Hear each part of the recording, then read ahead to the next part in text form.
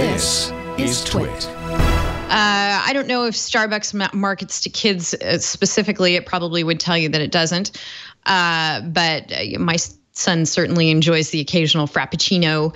And we are among the folks, I guess, because I have one of their loyalty cards, who will be experiencing its digital flywheel program, which is coming up soon. It is backed by AI, and the AI is attempting to understand their coffee wishes before they've even come up with them. And it's going to keep track of things and make guesses based on what you've ordered in warm weather, what you've ordered in cool weather, what you've ordered at one location versus another. And then it's going to make suggestions to you as to what it thinks you might want to purchase. It will vary those suggestions based on the day of the week, whether it's a holiday. If it's your birthday, it's going to offer you personalized selections. So here we have a loyalty program working with an app, working then with AI that is all trying to make your experience better. But are you concerned about the data and how it might be managed and what sort of consents are going to be gathered about use of the data, Matt? Mm-hmm.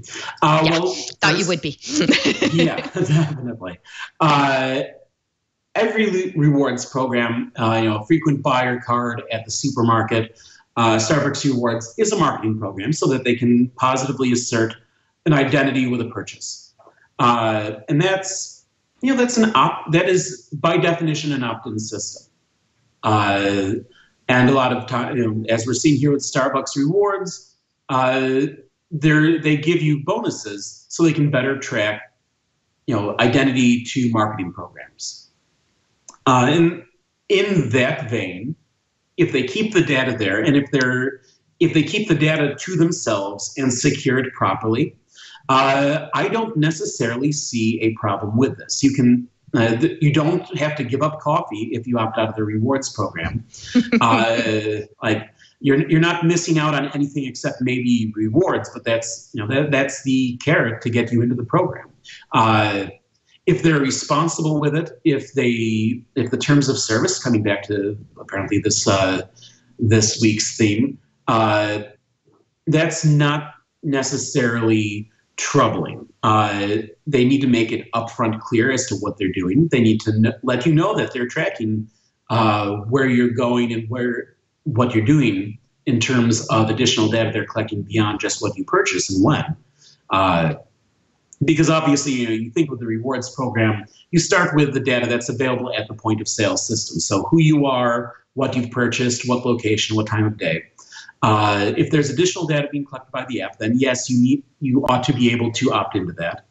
And they can make the rewards program in general conditional on that. Like I said, just not coffee. But otherwise, I think it's a well-structured, on the surface, without diving too much into what they're doing with the data. But just giving them the benefit of the doubt, as long as they're not sharing that data otherwise, as long as they're not, and as long as they have it secured, nothing comes to my memory right now about the great Starbucks data breach of whatever.